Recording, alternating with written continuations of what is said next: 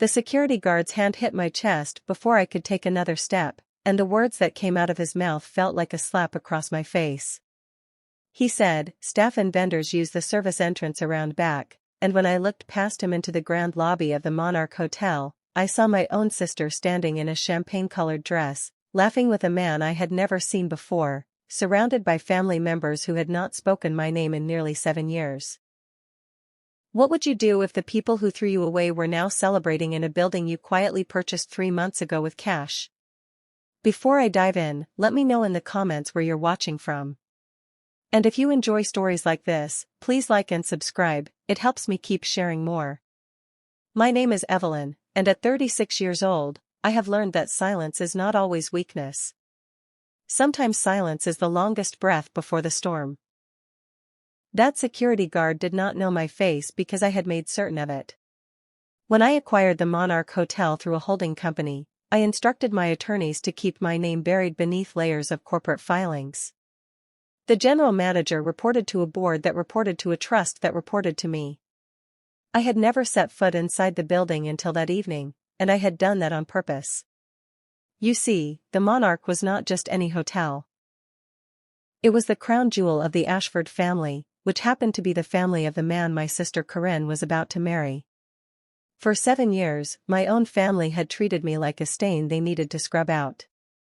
For 7 years, I had built an empire from a small logistics company into a network of warehouses, shipping routes, and commercial real estate holdings that stretched across 3 states.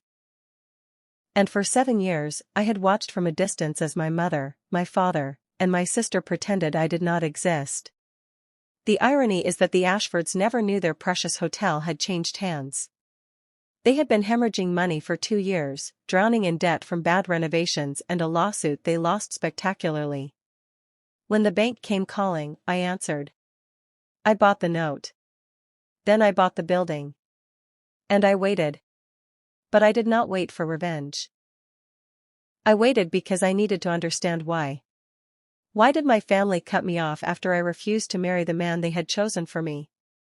Why did my sister stop returning my calls after I left for the city with nothing but a suitcase and a promise to myself that I would never beg anyone for permission to live my own life? The answers, I suspected, were tangled up in money and pride and old wounds that had never healed properly.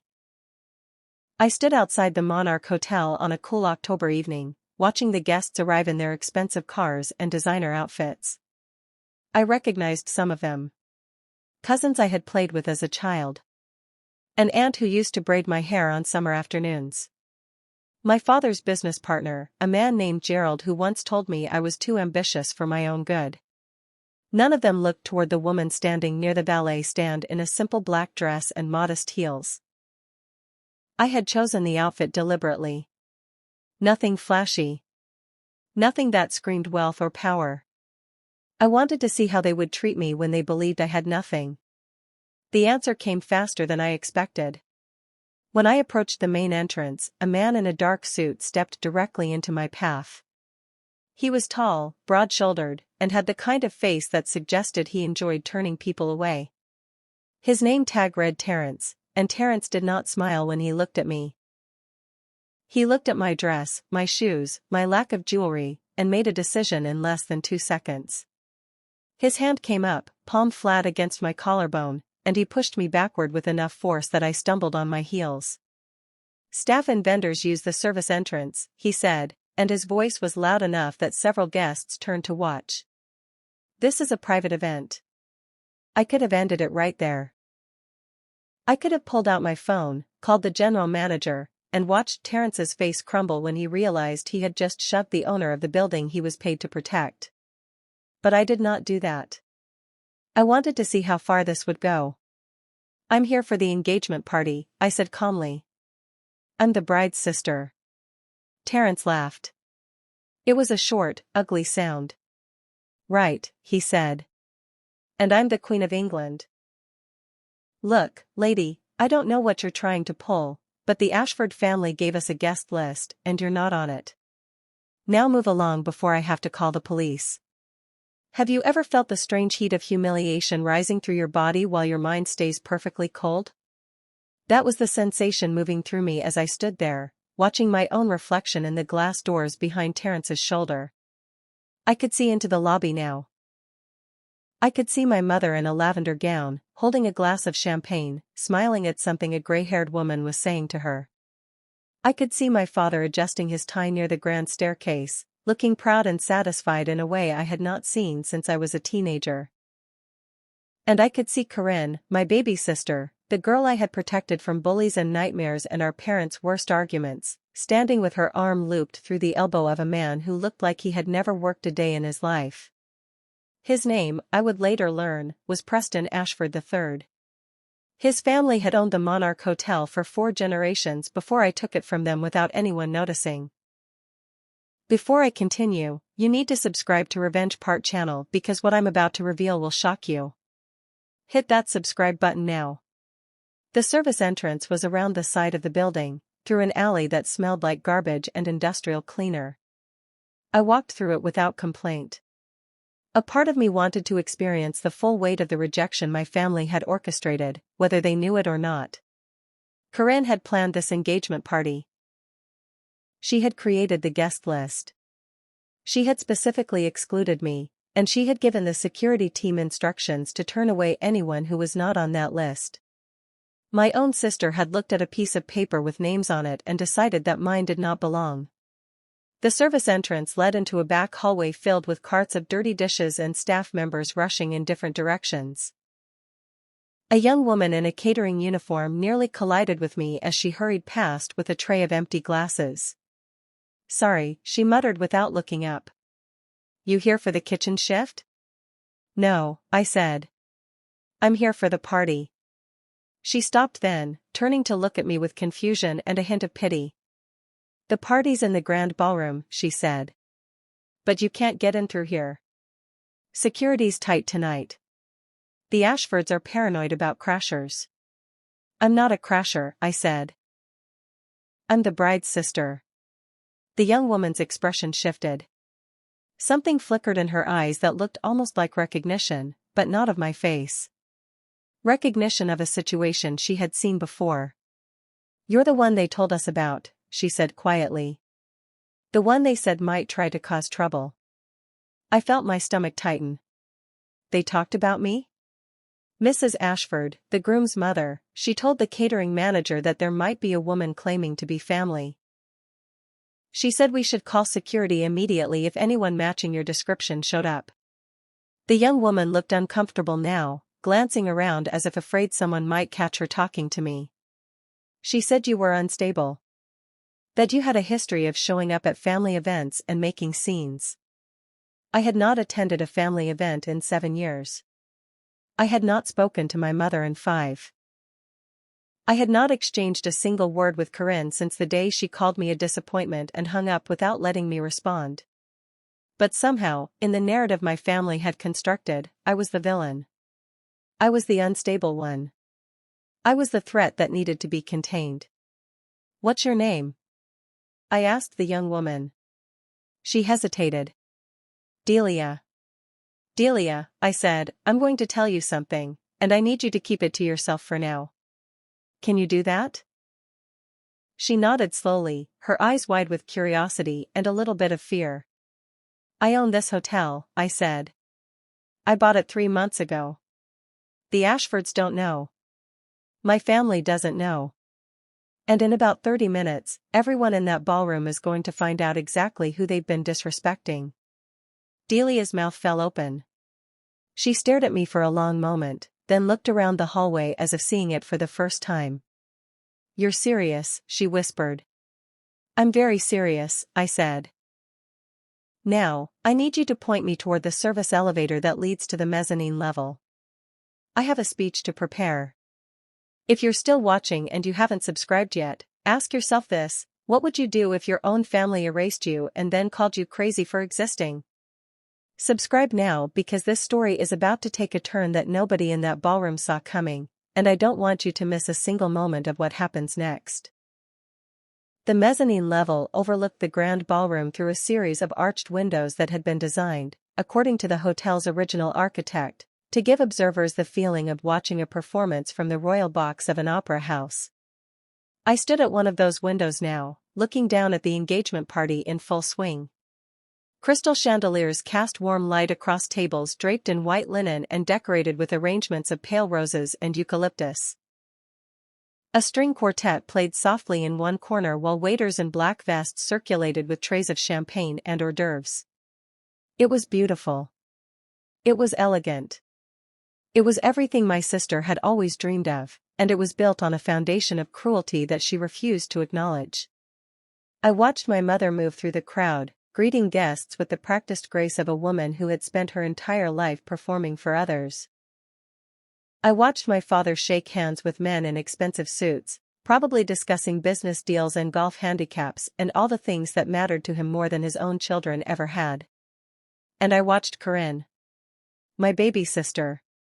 The girl who used to crawl into my bed during thunderstorms because she was afraid of the lightning. She looked happy. She looked radiant. She looked like a woman who had completely forgotten that she had once had an older sister who loved her more than anything in the world. Preston Ashford III stood beside her, his arm possessively around her waist. He was handsome in a generic, forgettable way, the kind of man who had probably never been told no in his entire life.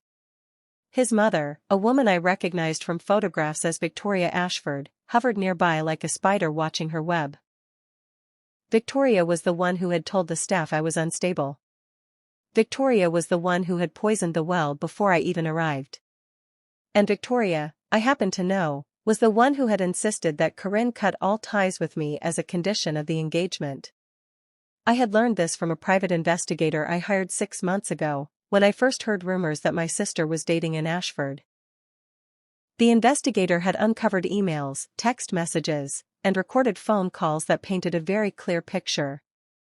Victoria Ashford did not want any connection to a family with scandal attached to it. And in Victoria's mind, I was the scandal. The sister who had rejected an arranged marriage. The sister who had walked away from her family's expectations. The sister who had built her own fortune instead of marrying into one. I pulled out my phone and sent a text to the general manager of the Monarch Hotel. His name was Gregory, and he had been very surprised to receive a call from me earlier that day. He had been even more surprised when I informed him that I would be attending the Ashford engagement party personally and that I expected his full cooperation. Gregory appeared at my side less than 2 minutes later, slightly out of breath and visibly nervous. "Miss Evelyn," he said, "everything is prepared as you requested. The audio system is ready, and I've instructed the staff to await your signal." "Thank you, Gregory," I said. "There's one more thing. The security guard at the main entrance, the one named Terrence. What's his employment status?" Gregory's face went pale. "He's been with us for 3 years. Very reliable. Never had any complaints." "He put his hands on me tonight," I said calmly. "He pushed me toward the service entrance and implied I was trying to crash the party. He did this in front of multiple witnesses." Gregory looked like he might be sick. "Ms. Evelyn, I am so sorry. I had no idea. I'll terminate him immediately." "Not yet," I said. "I want him in the ballroom when I make my announcement. I want him to understand exactly who he disrespected. After that, you can handle his termination however you see fit." Gregory nodded rapidly. "Of course. Whatever you want." I looked down at the ballroom one more time. Victoria Ashford was now standing at the microphone, preparing to give a toast. The room fell silent as she raised her champagne glass and began to speak. "Ladies and gentlemen," she said, "thank you all for joining us to celebrate this wonderful occasion. My son Preston has found the perfect woman to carry on the Ashford legacy, and I could not be more proud. Corinne is everything we could have hoped for. Beautiful, graceful, and most importantly, from a family that shares our values." I heard the words she was not saying. A family that shares our values meant a family that had disowned the daughter who refused to comply. A family that had erased the woman who dared to choose her own path. Victoria Ashford was praising my parents for abandoning me. And my parents were standing in that ballroom, smiling, accepting the praise like it was their due. Gregory, I said, it's time. The click of my heels on the marble staircase was the first sound that interrupted Victoria Ashford's toast. She faltered mid-sentence, her eyes narrowing as she tried to identify the source of the disturbance. The guests turned in their seats, craning their necks to see who was descending from the mezzanine level like a queen entering her throne room. I saw the moment my mother recognized me. Her champagne glass slipped from her fingers and shattered on the floor, sending a spray of liquid and crystal across the white tablecloth in front of her. I saw my father's face go rigid with shock, then flush with anger. And I saw Corinne, my baby sister, the girl I had protected, the girl I had loved, stare at me with an expression that was equal parts horror and fury. But it was Victoria Ashford's face that I enjoyed the most. She had been in the middle of praising the family that shared her values. Now she was watching that family's biggest secret walk directly toward her, and there was nothing she could do to stop it. Who let her in? Victoria hissed, loud enough for the front tables to hear. Security. Someone call security. Terence appeared from the side of the room, moving toward me with his hand already raised. But Gregory stepped into his path, blocking him with a firm hand on his chest. Stand down, Gregory said. That woman owns this hotel. The silence that followed was so complete I could hear the champagne bubbles popping in the glasses on the nearest table. Every eye in the room was fixed on me now. My mother. My father. My sister. The Ashfords. Every single person who had decided I was not worthy of acknowledgement. I reached the microphone and turned to face them all. Good evening, I said. My name is Evelyn, and I believe there's been a misunderstanding about the guest list. Do you think Corinne knew, in that moment, that everything she had built with the Ashfords was about to collapse? Do you think Victoria Ashford understood that the hotel she considered her family's legacy was now owned by the woman she had called unstable? I am reading and replying to every comment under this post, so tell me. What would you have said if you were standing at that microphone, looking at the family that threw you away? Because what I said next made Victoria Ashford's face turn a shade of white I did not know was possible for a living person. The words I spoke into that microphone did not come from anger. They came from a place so deep inside me that I had forgotten it existed until the moment I opened my mouth. I said, 7 years ago, I stood in my parents' living room and told them I would not marry a man I did not love. My mother called me selfish. My father said I was dead to him. And my sister, my baby sister Corinne, the girl I used to carry on my back through the sprinklers every summer, she looked at me and said nothing. She said nothing while they threw me out. She said nothing while I packed my bags. She said nothing when I called her 6 months later, begging her to just talk to me. And now, tonight, she stands in the building I own, wearing a ring bought with money the Ashfords no longer have, and she still says nothing. The silence in the ballroom was so thick I could taste it on my tongue, metallic and sharp like the moment before a thunderstorm breaks. Victoria Ashford's face had gone from white to a mottled red, her perfectly manicured hands gripping the edge of the nearest table so hard I could see her knuckles straining against her skin. Preston Ashford III looked confused, his handsome face slack with incomprehension, like a child who had walked into the middle of a conversation he was not meant to hear. But it was Corinne who held my attention.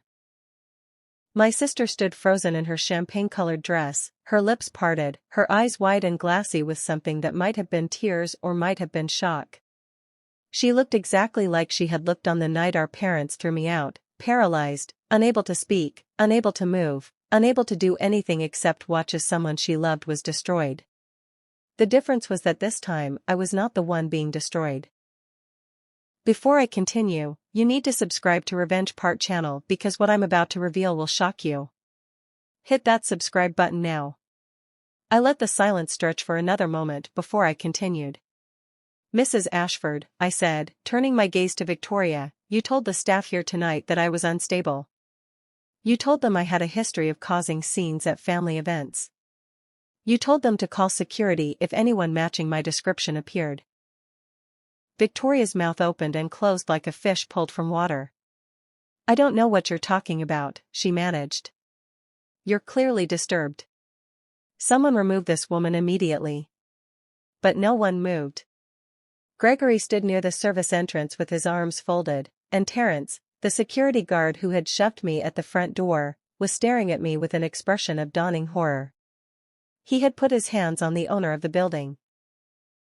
He had pushed her toward the garbage-scented alley like she was trash. And now he was realizing that his entire career was balanced on the edge of a knife I held in my hand. The interesting thing about owning a hotel, I said, is that you have access to all sorts of records. Email archives. Phone logs. Security footage. And when I acquired this property 3 months ago, I made it a point to review everything. Every communication. Every transaction. Every secret the Ashford family thought was buried in the fine print. Victoria's face changed. The anger drained away, replaced by something colder and more calculating. She was afraid now, but she was also thinking, trying to figure out how much I actually knew. The answer was everything. I knew that the Ashfords had been bankrupt for 2 years before I bought their debt. I knew that Preston's father, the illustrious Preston Ashford Jr., had gambled away the family fortune on bad investments and worse decisions. I knew that Victoria had been secretly selling off jewelry and art to keep up appearances while she hunted for a wealthy family to marry her son into. And I knew, because my private investigator was very thorough, that Victoria had specifically targeted Corinne because she believed my family had money. Old money. The kind of money that came with a willingness to look the other way when inconvenient relatives needed to be erased.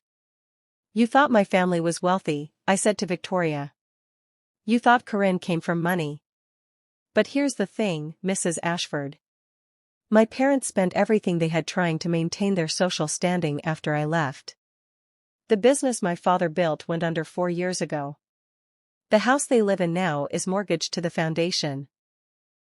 The only reason they're still invited to events like this is because people like you haven't figured out yet that they're broke. I watched the information hit Victoria like a physical blow. Her eyes darted to my parents, who stood near the back of the ballroom looking like they wished the floor would open up and swallow them whole. My mother was crying now, silent tears streaming down her face, ruining the makeup she had probably spent hours perfecting. My father just looked old. Old and tired and defeated in a way I had never seen before. Have you ever watched someone realize that everything they thought they knew was a lie? Have you ever seen the exact moment when a person's entire worldview collapses? That was what I saw on Victoria Ashford's face as she understood that she had not secured a wealthy bride for her son. She had shackled him to a family as broken and desperate as her own. If you've ever been underestimated by people who thought they were better than you, then you understand exactly why I'm standing here right now. Subscribe and stay with me, because the next part of this story is the moment I've been waiting 7 years to deliver. Evelyn. Corinne's voice was small, barely above a whisper, but it cut through the murmuring of the crowd like a blade. Evelyn, please. You don't have to do this. I turned to look at my sister. Really look at her, for the first time in 7 years. She was still beautiful, she had always been the beautiful one, the one with our mother's delicate features and our father's easy charm. But there were shadows under her eyes now that I did not remember. Lines around her mouth that suggested she had spent more time frowning than smiling. She looked tired. She looked scared. She looked like someone who had been running from something for a very long time and had finally been caught. Don't I? I asked. You cut me out of your life, Corinne. You let them erase me like I never existed.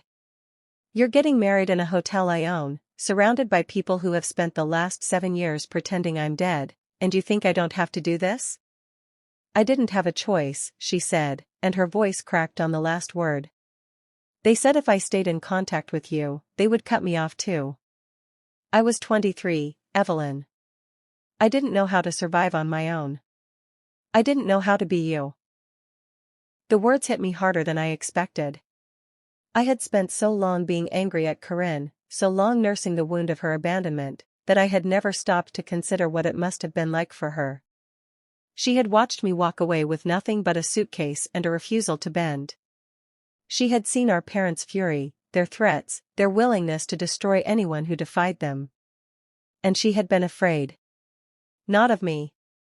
Of becoming me. You could have called, I said, and my voice was softer now than I intended. Once you were on your own. Once you were an adult making your own decisions. You could have reached out. I wanted to, she said. So many times. But then years went by, and I didn't know what to say. I didn't know how to explain why I waited so long. And then I met Preston, and Victoria said, she stopped abruptly, glancing at her future mother-in-law with something that looked almost like fear. What did Victoria say? I asked. The ballroom was completely silent now. Every guest, every staff member, every member of both families was watching this conversation like their lives depended on it. Corinne swallowed hard. She said that if anyone found out about you, the engagement would be off. She said the Ashford family couldn't be associated with scandal. She said I had to make sure you never showed up, never made contact, never existed, I finished. She told you to pretend you never had a sister at all. Corinne nodded miserably. I'm sorry, Evelyn. I'm so sorry. I was a coward. I chose the easy path because I was too scared to fight the way you did. I stood there for a long moment, looking at my baby sister, feeling the weight of 7 years of silence pressing down on both of us. Part of me wanted to forgive her immediately. Part of me wanted to wrap her in my arms the way I used to when she was small and frightened and the world seemed too big to face alone. But another part of me, the part that had clawed its way up from nothing, that had built an empire from the ashes of my family's rejection, that part knew that forgiveness was not the same as absolution. You could forgive someone and still hold them accountable for their choices. I believe you're sorry, I said finally. But sorry doesn't erase 7 years of silence. Sorry doesn't undo the nights I spent wondering what I did wrong, why my own family hated me so much they couldn't even acknowledge I existed. Sorry is a word, Corinne. It's not a time machine. I turned back to the crowd, to the sea of faces watching me with expressions ranging from shock to fascination to barely concealed glee. There were people in this room who had known both families for decades, who had attended dinner parties and charity galas and holiday celebrations with the Ashfords and my parents alike. They were witnessing the destruction of 2 carefully constructed facades, and some of them, I could see it in their eyes, were enjoying every second of it. Here's what's going to happen, I said, addressing the room at large. I'm not going to throw anyone out of this party. I'm not going to cancel the engagement or demand some dramatic public apology. That's not why I'm here. Victoria Ashford's shoulders relaxed slightly, and I saw a flicker of hope cross her face. She thought she was going to escape. She thought the storm had passed. She was wrong. I'm here because I wanted you all to see the truth, I continued. The Ashford family is bankrupt. They've been living on borrowed time and borrowed money for years, and the only reason they still have this hotel is because I let them keep it. I could have evicted them months ago. I could have called in their debts and watched them lose everything. But I didn't, because I wanted to be here tonight. I wanted to stand in this room and look at every single person who decided I wasn't worth acknowledging. I paused, letting my gaze sweep across the crowd. I found my father near the back, still standing frozen like a statue. Our eyes met, and I saw something in his face that I had never seen before. Regret. Genuine, bone-deep regret. Dad, I said, and my voice carried clearly in the silent ballroom. You told me I was dead to you. You said those words to your own daughter because she refused to marry a man she didn't love. Do you remember what I said back? He shook his head slowly, his lips pressed together in a thin line. I said, then I'll build my own life, and I'll make it better than anything you could have given me. And I did. I built a company worth more than everything you ever owned combined. I bought this hotel with cash because I could. I made myself into someone you can't ignore anymore, no matter how hard you try. My mother made a small sound, something between a sob and a gasp. Evelyn, please. We made mistakes. We were wrong. But you're still our daughter. You're still family. No, I said, and the word was cold and final. You don't get to claim me now. You don't get to pretend the last 7 years didn't happen just because it's convenient. I'm not here for reconciliation. I'm here for acknowledgement. I'm here so that everyone in this room knows exactly who I am and what you did to me. I need you to subscribe right now because what I'm about to say next is the moment everything changes. Not just for the Ashfords, not just for my family, but for everyone who has ever been told they weren't enough. Hit that subscribe button and watch what happens when someone who was thrown away comes back stronger than anyone imagined. I reached into my clutch and pulled out a folded document. It was a single sheet of paper, but the words on it represented months of legal work and millions of dollars in leverage. This is a formal notice of foreclosure on the Ashford family's remaining properties, I said. Their townhouse in the city. Their vacation home in the mountains. Every asset they have left is secured against debts they can no longer pay. As of midnight tonight, those properties belong to me. Victoria Ashford screamed. It was not a dignified sound, it was raw and primal and filled with the kind of rage that comes from watching everything you built crumble to dust. She lunged toward me, her perfectly manicured nails outstretched like claws, but Gregory and 2 other staff members caught her before she could reach me. You can't do this, she shrieked. You can't take everything from us. We're the Ashfords. We built this hotel. We built this legacy. You're nothing. You're nobody. You're just some bitter, jealous woman who couldn't accept her place. I smiled. It was not a kind smile. My place, I said, is wherever I decide it is. And right now, I've decided that my place is standing in the hotel I own, holding the deeds to everything your family thought they could never lose. You called me unstable, Victoria.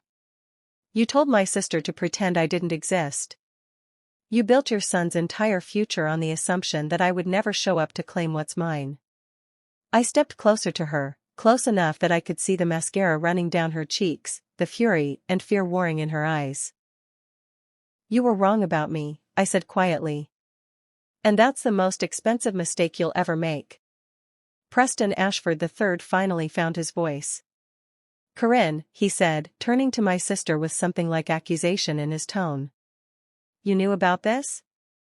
You knew your sister was. I didn't know anything, Corinne said, and she sounded exhausted. I didn't know she bought the hotel. I didn't know about the foreclosure. I didn't know any of it, Preston. I just knew she existed, and I was too afraid to admit it. Preston stared at her for a long moment, and I watched something shift in his expression. The confusion faded, replaced by calculation. He was not looking at Corinne like a man in love. He was looking at her like an investment that had suddenly gone bad. The engagement is off, he said flatly. I'm not marrying into the circus. Corinne flinched like he had slapped her, and for a moment I felt a surge of protective fury on her behalf. But then I remembered 7 years of silence. 7 years of pretending I didn't exist. 7 years of choosing comfort over loyalty. Good, I said to Preston. She deserves better than a man who only wanted her for her family's money anyway. I turned back to the crowd one final time. The party's over, I said. Everyone can go home now. And the next time any of you decide that someone isn't worth acknowledging, remember this night. Remember what it cost the Ashfords. Remember what it cost my parents. And ask yourselves if your pride is really worth the price you might have to pay. I walked out of the ballroom without looking back. I didn't need to. I could hear Victoria Ashford sobbing, Preston Ashford arguing with his father, my mother calling my name in a voice thick with tears. But I kept walking. Through the lobby, past Terence the security guard who couldn't meet my eyes, out the front doors into the cool October night. Corinne caught up with me on the sidewalk. Evelyn, wait. Please. I stopped but didn't turn around. What do you want, Corinne? I want to fix this, she said. I know I can't undo what happened, but I want to try. I want to be your sister again. I want to know you. The real you, not the ghost I've been carrying around for 7 years. I finally turned to face her. She was crying now, her makeup ruined, her engagement ring catching the light from the hotel windows. She looked broken and hopeful and terrified all at once. It won't be easy, I said. I'm not the same person I was when you knew me. And I don't know if I can trust you yet. I know, she said. But can we try? Can we at least try? I thought about everything I had lost. Everything I had built. Everything I had become in the years since my family threw me away. And I thought about the girl who used to crawl into my bed during thunderstorms, the girl who believed her big sister could protect her from anything. We can try, I said finally. But you have to earn it, Corinne. Every day. Every choice. You have to prove that you're not going to disappear again when things get hard. She nodded, tears streaming down her face. I will. I promise I will. I didn't know if I believed her. I didn't know if our relationship could ever be what it once was. But I knew that holding on to anger forever was its own kind of prison, and I had already spent too many years locked inside walls built by other people's cruelty. The moral of this story is simple: the people who throw you away don't get to decide your worth.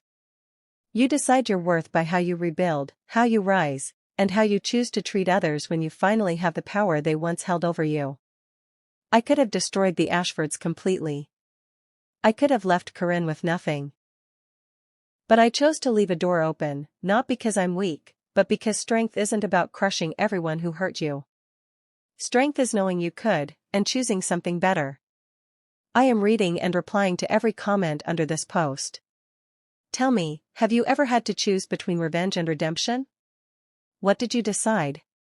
And if you're still not subscribed after everything you just witnessed, drop a comment and tell me why. I want to hear your story too.